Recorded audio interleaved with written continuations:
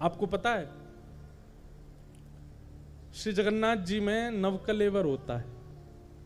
जब 2 आषाढ़ एक साथ आते हैं तब ठाकुर जी का विग्रह परिवर्तन होता है। हमारे वृंदावन में जगन्नाथ जी का एक मंदिर है और वहां जो जगन्नाथ जी विराजमान हैं वो यहीं पुरी के ही ठाकुर जी गए हुए हैं वृंदावन। ऐसा नियम है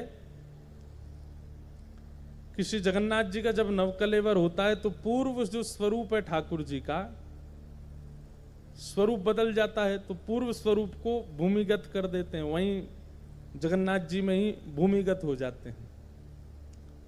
उनको किसी को दिया नहीं जाता, किसी को दर्शन भी नहीं कराया जाता। लेकिन हमारे ब्रज के साहित्य में एक कथा हमने पढ़ी।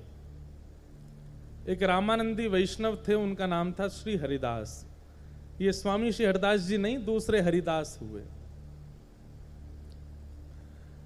और जब से इन्होंने ब्रजवास किया ये तब से केवल रोते ही रहते कि नंद नंदन आप मेरे पास कब आओगे, हे श्याम सुंदर आप मेरे पास कब आओगे, हे बांके बिहारी आप मुझे कब मिलोगे, हे मदन मोहन मुझे कब मिलोगे।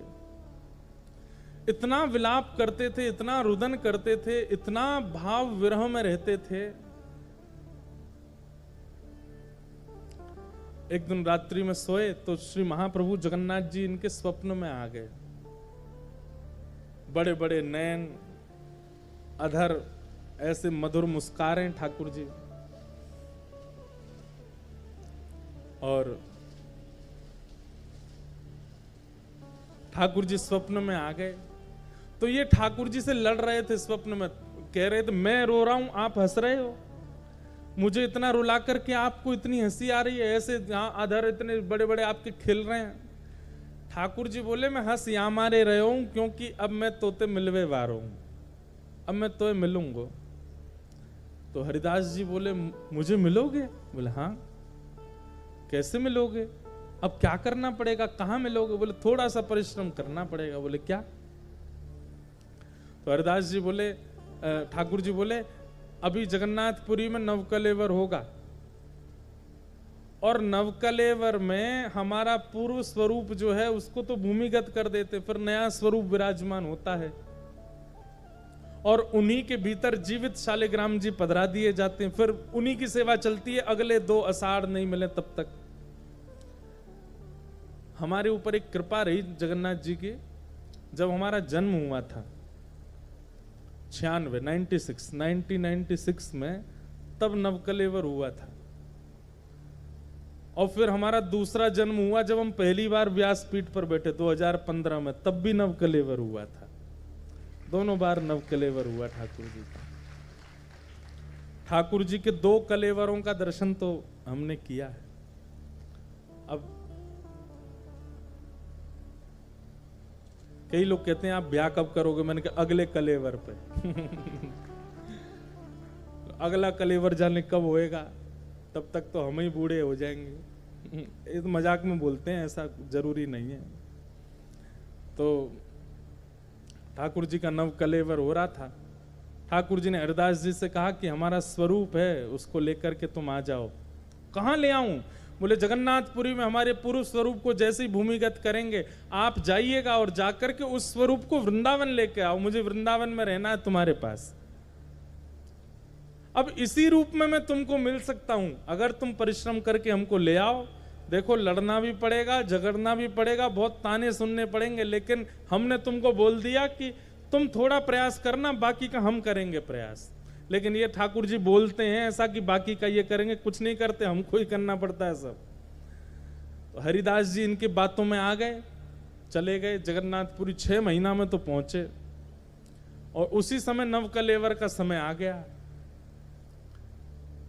हरिदास जी पहुंचे तो जैसे दर्शन करने गए तब इतनी भीड़ नहीं होती थी। पुजारियों ने कहा कहां से पधारे? बोले हम वृंदावन से आए हैं। अच्छा अच्छा, महाप्रभु जी का दर्शन कर लो, अभी 2-4 दिन अंतिम दर्शन का कुछ भाव है और फिर उसके बाद तो फिर सब क्रिया शुरू होंगी, ठाकुर जी का नवकलेवर होगा। बोले हाँ कर लिया दर्शन, अब तो हम इनको ले जाएंगे ना साथ में। भीतर ही मंदिर में ही बोल दिया उन्होंने। तो सब पुजारी पंडा जो थे सब बोले क्या बोलते हो? बोले हाँ यहाँ तो नवकलेवर होगा, ठाकुर जी का दूसरा स्वरूप विराजे, पूर्व स्वरूप तो हम लेके जाएंगे अपने साथ वृंदावन। पंडा पुजारियों ने कहा इनको बाहर करो, ये हमारे ठाकुर जी को लेके जाएगा, हमारी इतने समय की प्रथा को तोड़ेगा। लोगों ने बाहर कर दिया, बोले भैया कोई पागल आ गया है, बोल रहा है हम पूर्व स्वरूप ले जाएंगे ठाकुर जी का। कई लोगों ने हंसी उड़ाई, कई लोगों ने उनको बाहर कर दिया, लेकिन वो माने नहीं। उनको पता था ठाकुर जी ने कहा है थोड़ा सहना पड़ेगा, लेकिन सह लेना। फिर बेचारे कैसे कैसे करके भीतर गए, और भीतर जाकर के महाप्रभु जी के सामने ही कहने लगे, हे महाप्रभु जी, आपने मुझे स्वप्न में आके कहा था कि मेरे साथ जाओगे, देखो ये लोग मानते नहीं है मेरी बात, आप चलो मेरे साथ, सब व्यवस्था हो जाएगी, आप चलो वृंदावन में रहेंगे, वहीं प्रेम से पाएंगे। सब लोगों ने शिकायत कर दी और उनको फिर मंदिर में प्रवेश निषेध करा दिया, ये भीतर ही नहीं आएंगे। 2-4 दिन तक बेचारों को जब किसी ने प्रवेश नहीं करने दिया, तो आप समुद्र के तट पर अनशन पर बैठ गए।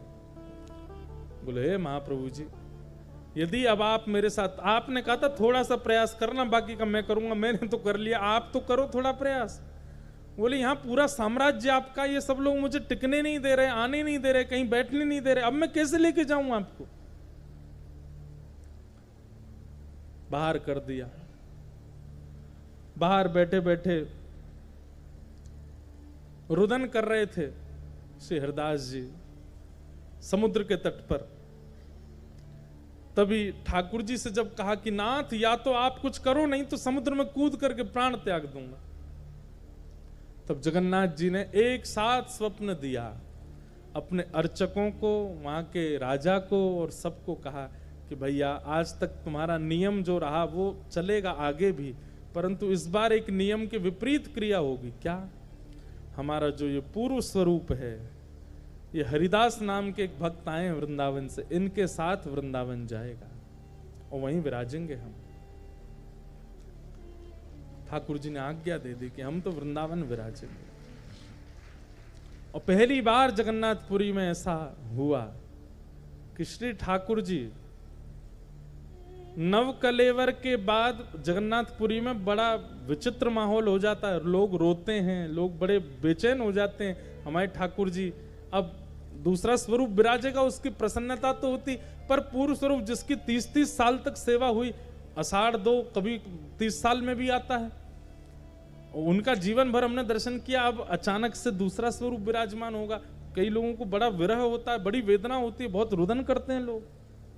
रात भर जगन्नाथपुरी में लाइट नहीं रहती, अपने अपने घरों में दिए जला करके लोग विष्णु सहस्त्रनाम का पाठ करते हैं, महाप्रभु जी की याद में बहुत रुदन करते हैं। एक अलग ही प्रथा है जगन्नाथपुरी की। लेकिन एक बार ऐसा हुआ था जगन्नाथपुरी में कि नवकलेवर में कोई रोया नहीं, सब नाचे, और श्री महाप्रभु जी रथ में विराजमान होकर के वृंदावन गए, और आज भी वृंदावन में विराजमान। वृंदावन में जो स्वरूप है ठाकुर जी का, बड़ा पतला सा स्वरूप है, ऐसा लगता है ठाकुर जी पतले दुबले से लगते हैं, पर बड़ा प्राचीन हरिदास जी के द्वारा विराजमान किया गया स्वरूप है। अब कई लोग उसमें ऐसा भाव करते हैं कि ठाकुर जी वो वाले नहीं गए जो मंदिर में विराजते हैं। जगन्नाथपुरी में कई घरों में भी जगन्नाथ जी विराजते हैं ना, तो किसी के घर के ठाकुर जी को भगवान ने आज्ञा दे दी, उनके घर से ले जाओ हमको, हम वहां से वृंदावन। अब लोग कहते हैं ऐसा, पर हम क्यों कहें कि किसी घर से आए, हम तो कहेंगे मंदिर से ही आए ठाकुर जी, मंदिर से आके वृंदावन में विराजमान हो गए। ऐसे महाप्रभु जगन्नाथ।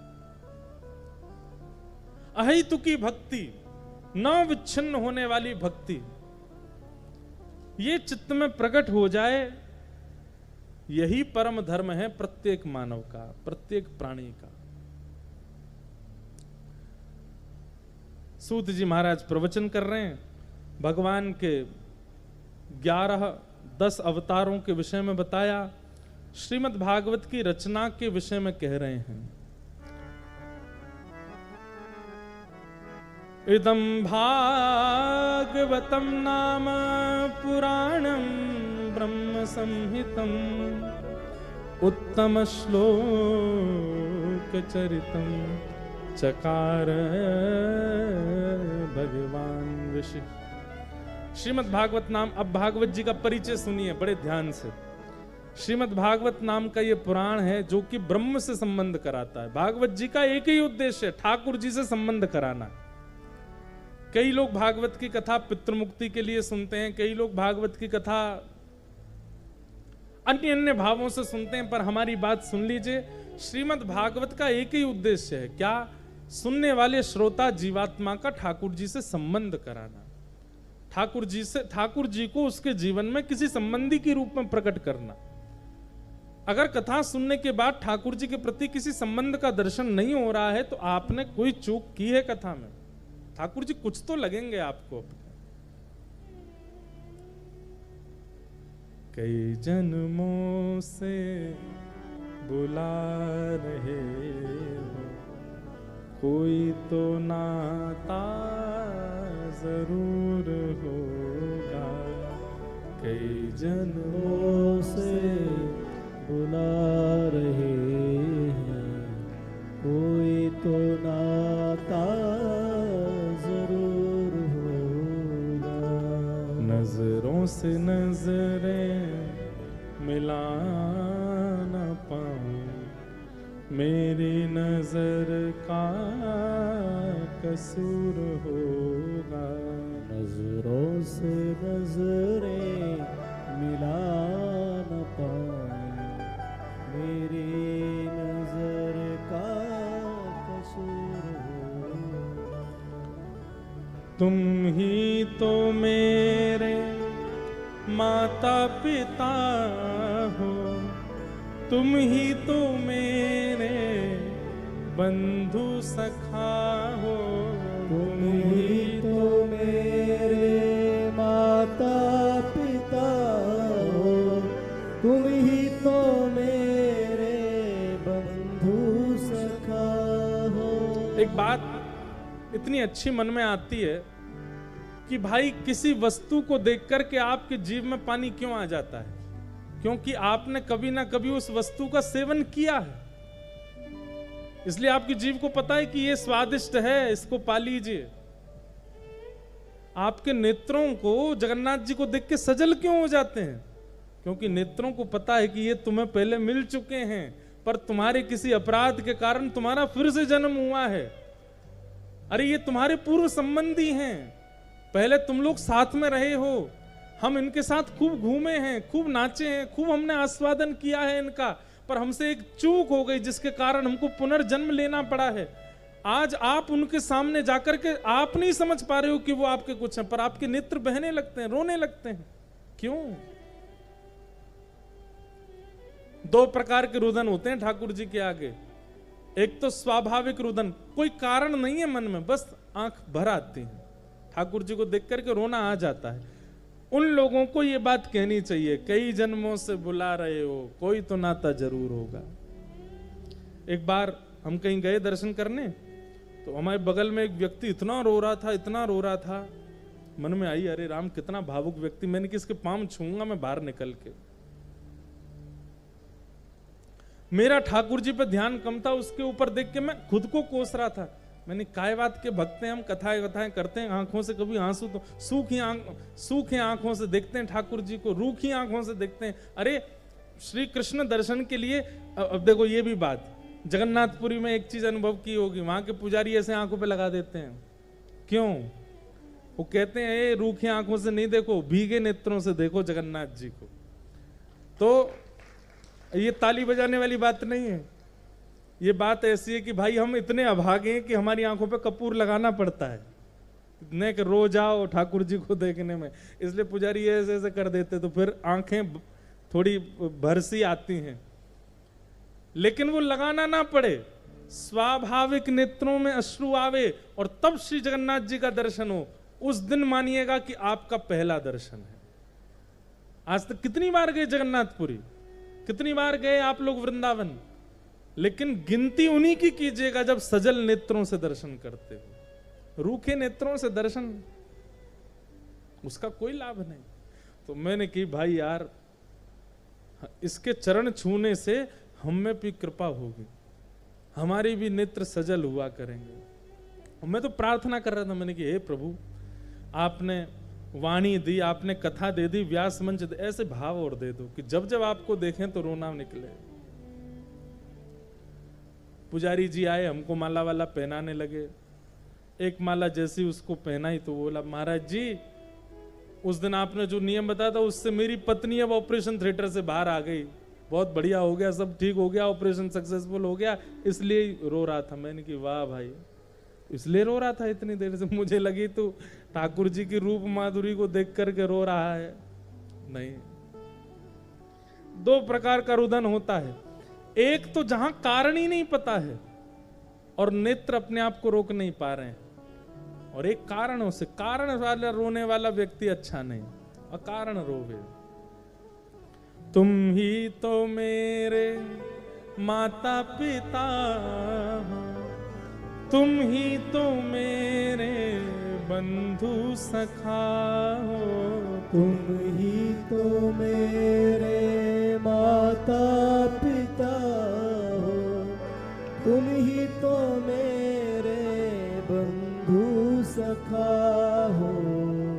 कितने रिश्ते तुम संग जोड़े, कोई तो रिश्ता जरूर होगा। इतने रिश्ते तुम संग जोड़े, कोई तो रिश्ता जरूर होगा। कितने अच्छे शब्द हैं।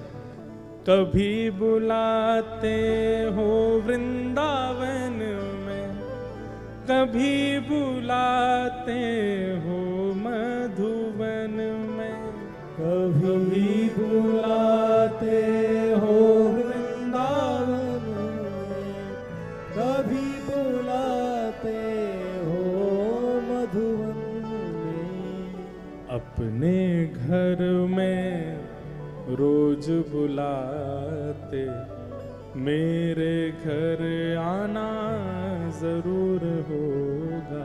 अपने घर में रोज बुलाते, मेरे घर आना जरूर होगा। हमें तो सब जगह बुलाते हो नाथ, हमारे पास कब आओगे? तो ये सहज ही नेत्रों में अश्रु का आना इस बात का प्रमाण है कि ये नेत्र पहले आस्वादन कर चुके हैं ठाकुर जी का, और बड़ी समीपता से आस्वादन कर चुके हैं, इसीलिए आपके नेत्र भावुक हो रहे हैं, इसलिए आपके नेत्र सजल हो रहे हैं।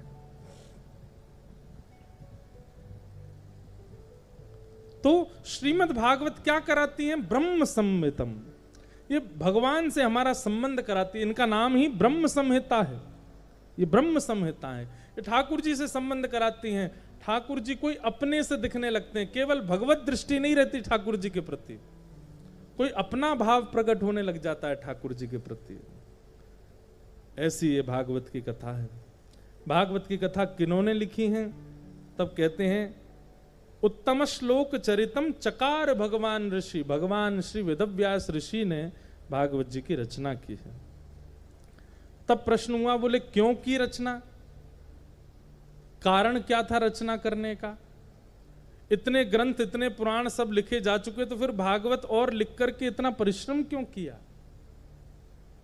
तब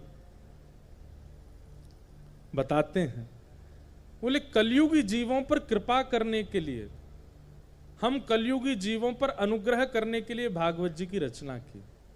बोले क्यों? अन्य साधनों से, अन्य शास्त्रों से, अन्य ग्रंथों से कल्याण नहीं होता हमारा?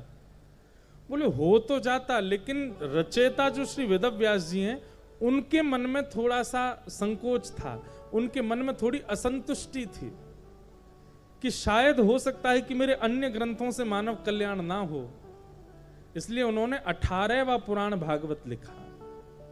तब किसी ने प्रश्न किया, बोले उन्हें कैसे पता चला कि उनकी असंतुष्टि की संतुष्टि का कारण क्या बनेगा? तब बोलते हैं कि श्री वेदव्यास जी महाराज बड़े असंतुष्ट बैठे थे कि मैंने इतनी रचनाएं कर दी लेकिन मेरे मन को शांति नहीं है। तभी वहां नारद जी का आगमन हुआ, और नारद जी महाराज ने आकर के श्री वेदव्यास जी महाराज से कहा कि भगवान क्यों इतने उदास बैठे हो? व्यास जी बोले मैंने इतना कुछ लिख दिया लेकिन मेरे मन को शांति नहीं है, मेरे मन को संतुष्टि नहीं है। रचनाकार को पता होता है कि उसके द्वारा सिद्ध की गई सामग्री अच्छी है कि नहीं। भले ही लोग कितना भी बोलते जाएं, फिर अब चित्रकार ने चित्र बनाया और जैसे चित्र दिखाता है सब कहते हैं बहुत अच्छा बहुत अच्छा, लेकिन उसको खुद पता है कि ये सब ऐसे ही बोल रहे हैं, बहुत अच्छा नहीं है। जब उसको लगने लगे कि बहुत अच्छा, तो समझो कि बहुत अच्छा है।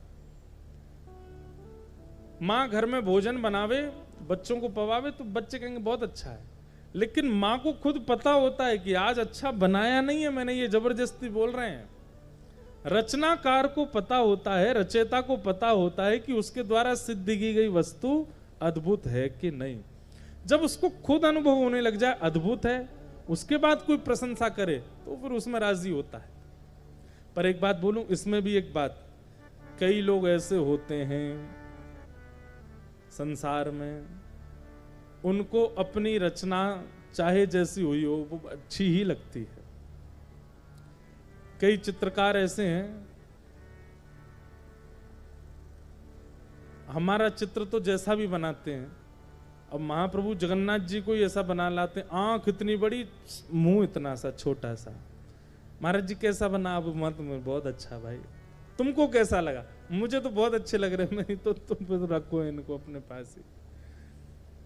कई बड़े बड़े गायक आते हैं, उनको लगता है उनसे ज्यादा स्वर में कोई नहीं गाता। जरूर मेरा तो पाला पड़ता रहता है ऐसे लोगों से। मिलने वाले लोग आते हैं तो कोई ना, महाराज जी एक कीर्तन सुनाए, और फिर उसके माता पिता और हमारा बेटा बहुत अच्छा कीर्तन करता है, अभी फर्स्ट प्राइज मिला था इसको, मैं सुनाओ भाई कुछ। और वो जैसे ही गाना शुरू करते हैं तो कोई हंसी वाली बात नहीं है, लेकिन उसका स्वर सुनकर के मन में आता भाई, अब ये मेरी बात नहीं है। एक बार की बात है कि एक व्यक्ति श्रीनाथ जी के मंदिर में गा रहा था, इतने में कुमन दास जी आए ऐसे करते हुए, तो कुमन दास जी को देख करके वो बोला, आपने अपने कानों पे हाथ क्यों रखा? बोले तुम इतनी तेज रेंक रहे हो कि कानों में चुभ रहा है। तो व्यक्ति बोला, तुम जैसे लोग ही भक्त नहीं बनने देते लोगों को, हैं? अरे ठाकुर जी नहीं देखते कि स्वर में गा रहे हैं कि बेसुरा गा रहे हैं, ठाकुर जी तो अनुराग देखते हैं, ठाकुर जी को ये सब चीजें नहीं होती, ठाकुर जी तो भाव देखते हैं। पर आप जैसे लोग हम लोगों को भक्ति भाव में आगे नहीं आने देते। कुम्मन दास जी बैठ गए, उसका हाथ पकड़ के बोले, भैया इतना बुरा मत मान, तू बिल्कुल चिंता मत कर, ठाकुर जी अनुराग ही देखते हैं, ठाकुर जी भाव ही देखते हैं, ठाकुर जी प्रेम ही देखते हैं, लेकिन मेरे मन में एक बात आती है। कुम्मन दास जी बोले, क्या? कुम्मन दास जी कहते हैं, जिसके स्वर से मानव नहीं रीझ रहा है उससे परमात्मा कैसे रीझेगा? जिसके स्वर से मानव भाग जाते हो उससे परमात्मा आ जाएगा। इसलिए भैया अगर तेरा स्वर अच्छा नहीं है तो तू मन ही मन में गा ले, मन के ठाकुर जी को सुना ले। क्यों? स्वर अच्छा नहीं है, अब तू जोर से गाएगा तो बाहर के लोग उपहास करेंगे, उपहास करने पर ये अपराध बनता है, इसे मन ही मन गा लो। तो आपकी रचना करने की स्थिति नहीं है, फिर भी आप जबरदस्ती रचना कर रहे हो, वो एक प्रकार की हिंसा ही तो है। आपको रोटी बनानी नहीं आती, घुस गए रसोई में, आज महाराज जी मेरे हाथ से ही पाना है, मैं ही सब्जी बना करके लाऊंगा। मैंने कि भाई छौंक कैसे लगाते हैं? छौंक में क्या रखा है? मैंने क्या करोगे बताओ तो? पहले हल्दी डालूंगा तवे पर, और फिर उसके बाद उसमें आलू डालूंगा, और फिर उसमें टमाटर डालूंगा, और फिर उसमें पानी डालूंगा। मैंने कि भाई छौंक लग गया? बोला हाँ लग गया। अब कोई आदमी जबरदस्ती कह रहा हो कि नहीं नहीं ठाकुर जी छौंक नहीं देखते, ठाकुर जी घी नहीं देखते, ठाकुर जी तो भाव देखते, मैं भाव से तवे पे बना के लाऊंगा ना, ये तो फिर हानि हो जाए, हिंसा है ये तो।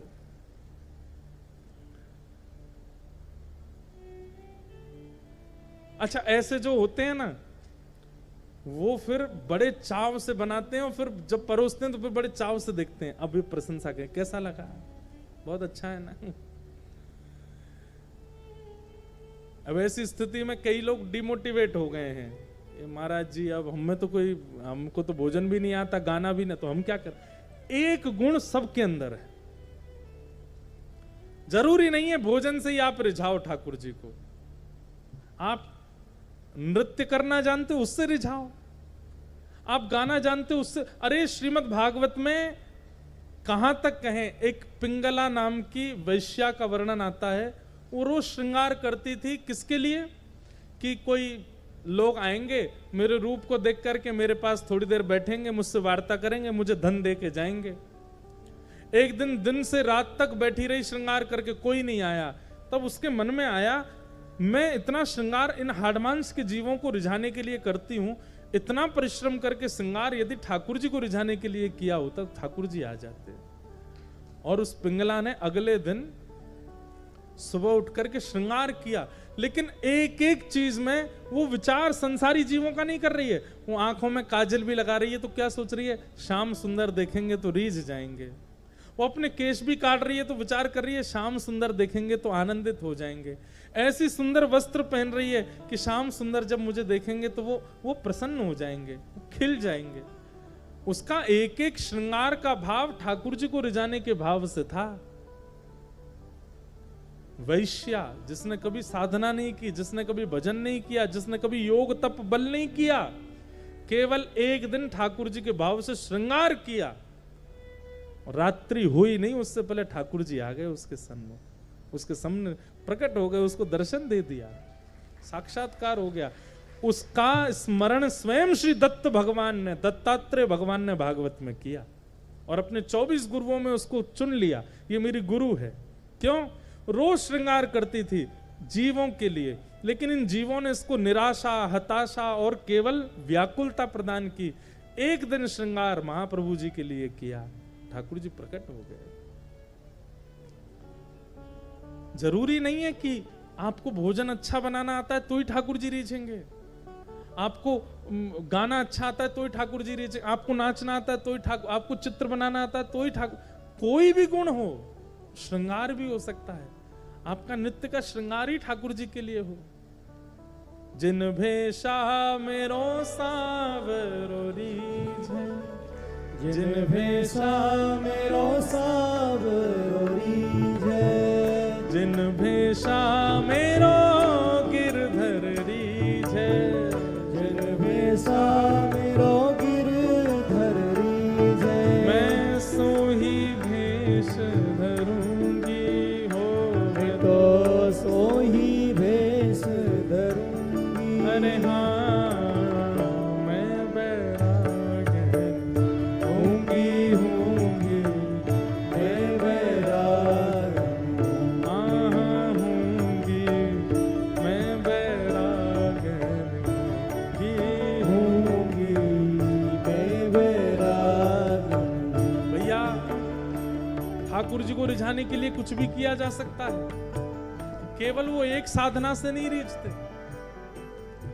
एक परिवार की छोटी सी लाली है, वो अभी डॉक्टरी की पढ़ाई कर रही है।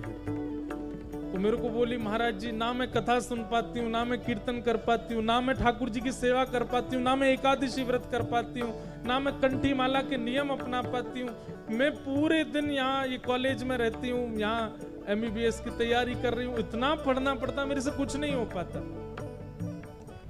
हमने कही, भैया तेरी तपस्या यही है, तुम यही विचार करके पढ़ाई करो कि एक दिन जब तुम इस कॉलेज से बन करके निकलोगी तो तुमको वृंदावन जाने के लिए माता पिता से पूछना नहीं पड़ेगा। फिर तुम भाई डॉक्टर बन जाओगी, जब चाहो वृंदावन जाओ, जब चाहो ठाकुर जी के उत्सव कराओ, मरीजों को देखना, हॉस्पिटल बनाना, जो धन कमाओगी उससे कभी उत्सव कराना, कथाएं कराना, ठाकुर जी के मनोरथ कराना, कभी श्रीनाथ जी में जाकर के 56 भोग लगाना, कभी जगन्नाथपुरी में जाकर के ध्वजा चढ़ाना। अभी 5 साल तुम मेहनत कर लोगी और इसके बाद में 50 साल जीवन के ठाकुर जी में ही लगा देना, उसके लिए 5 साल तो तब करना पड़ेगा। बोले तो मैं क्या मानूं? मैंने कि अपनी पढ़ाई कोई नाम जप मान लो, जैसे नाम जप कर करके ठाकुर जी को रिझाना है, अपने स्कूल के कॉलेज के टीचरों को ही ठाकुर जी समझ लो, इनको रिझाना है, इनको करके दिखाना। ये देखो राधारमण जी घूम रहे हैं, ये देखो जगदम्बा मैया घूम रही है, और कोई स्ट्रिक्ट टीचर हो, देखो काली मैया जा रही है, इनको रिझाना है, इन्हीं को ही आनंदित करना है। अरे भाई, हमारे जीवन की कोई भी क्रिया भजन बन सकती है। सदन कसाई तो मांस बेचता था, सदन कसाई तो मांस विक्रय करता था, तब भी महाप्रभु जगन्नाथ जी ने उसको स्वीकार कर लिया। इसलिए जरूरी नहीं है कि केवल और केवल गायन, केवल नृत्य, केवल श्रृंगार, केवल चित्राकृति से ही ठाकुर जी रीझते हैं। आपकी कोई भी क्रिया भगवत भजन बन सकती है और उससे ठाकुर जी रीझ सकते हैं। जिन भेषा मेरो सावरो रीझे, जिन भेषा मेरो सावरो रीझे, जिन भेषा मेरो गिरधर रीझे, जिन भेषा मेरो गिरधर रीझे, मैं सोही भेष धरूंगी हो, मैं तो सोही भेष धरूंगी। अरे हाँ मैं तो सोही भेष धरूंगी हो, मैं तो सोही भेष धरूंगी। अरे हाँ मैं बैरागन होंगी, मैं बैरागन होंगी, मैं बैरागन होंगी, मैं बैरागन प्राण हमारा वहाँ बसत है, प्राण हमारा वहाँ बसत है, प्राण हमारा वहाँ बसत है, प्राण हमारा वहाँ बसत ओ है। यहाँ तो खाली हो, यहाँ तो खाली हो, मात पिता परिवार सोई है, मात पिता परिवार सोई है, मात पिता परिवार सोई है, मात पिता परिवार सोई है। ओ कहिए तिनका तो बाला कहिए तिनका तो, हाँ भला कहिए तिनका तो, बाला कहिए तिनका तो, अरे हाँ मैं बैरागन होंगी होंगी, मैं बैरागन होंगी, मैं बैरागन होंगी होंगी, मैं बैरागन होंगी। एक ही बात की प्रधानता रखनी है, क्या? जिन भेषा मेरो सावरो रीझे, जिन भेषा मेरो सावरो रीझे, भेष में सब ले लीजिए, कर्म भी ले लीजिए, श्रृंगार भी ले लीजिए, स्वभाव भी ले लीजिए, बुद्धि भी ले लीजिए। अब जिन बुद्धि मेरो सांवरो रीझे, जिन श्रृंगार मेरो सांवरो रीझे, जिन स्वभाव मेरो सांवरो रीझे, सब जोड़ लीजिए। बस यही होना चाहिए कि वो रीझे। जिन भेषा मेरो सांवरो रीझे, जिन भेषा मेरो सावरो रीझे, मैं सोई भेष धरूंगी हो, मैं तो सोही भेष धरूंगी। अरे हाँ मैं बैरागन होंगी होंगी, मैं बैरागन ओ बाला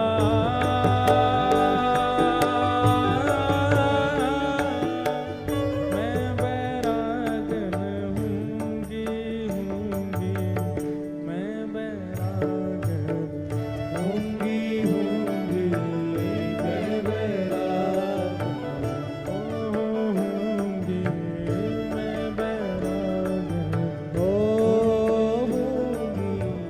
मैं बैरागन।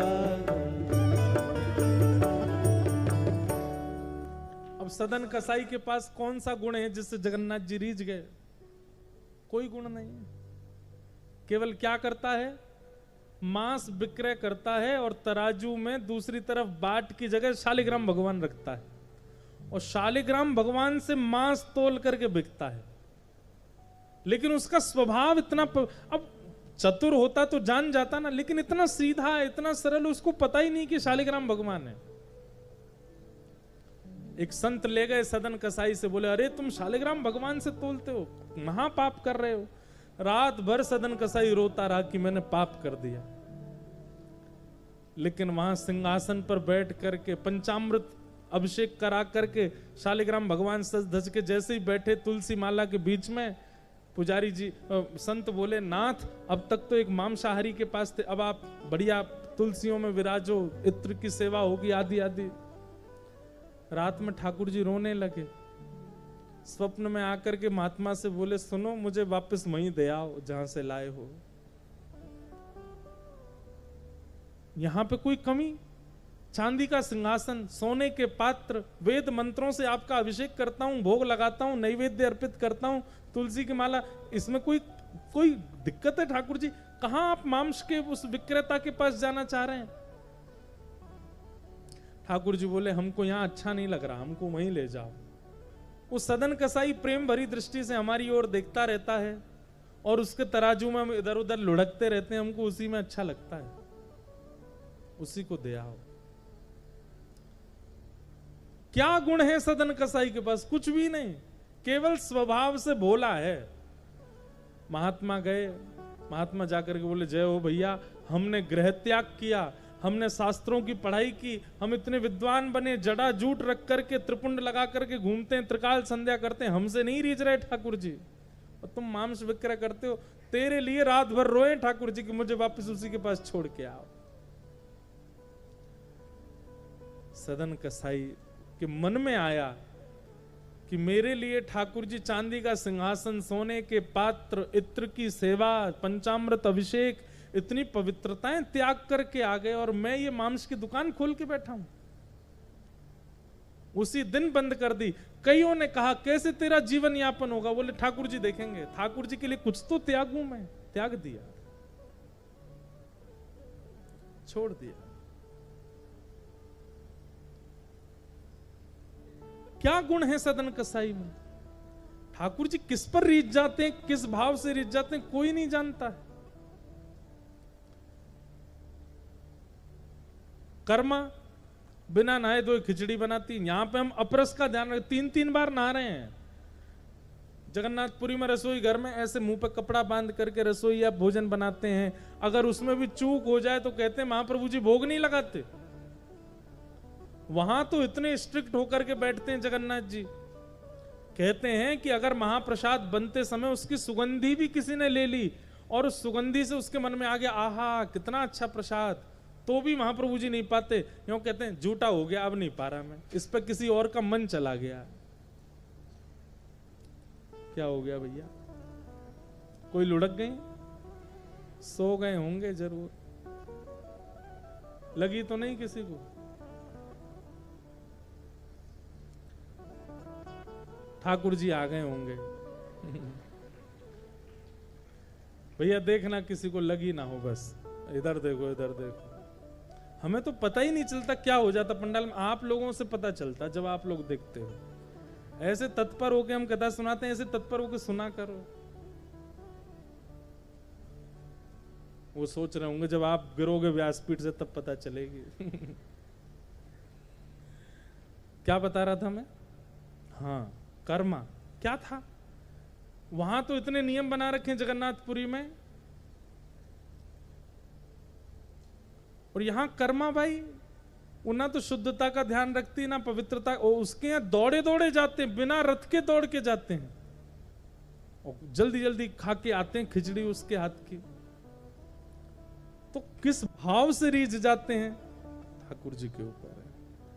तो जरूरी नहीं है कि आप किसी कला से युक्त होइए, आपके पास जो गुण है उसी गुण को ठाकुर जी को निवेदित कर दो, ठाकुर जी रीझ जाएंगे। अगर वो गायन है तो अच्छी बात है, नृत्य है तो अच्छी बात है, श्रृंगार है तो अच्छी बात है, कला है तो अच्छी बात है, और कुछ भी नहीं है तो जो है वो प्रस्तुत करो।